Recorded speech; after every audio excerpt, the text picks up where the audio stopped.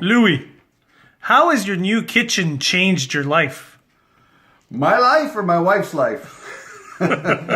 Actually, I do like our new kitchen. It's adds an element of luxury to our house now, I find. The finish is nice with the crown moldings to the ceiling.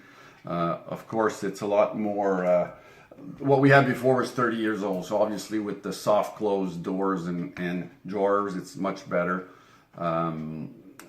The alcove area here with the old pan, it used to be just a food storage, but basically now with the new surface, it gives us again a little more luxury and extra area to store nicks and knacks, if you will.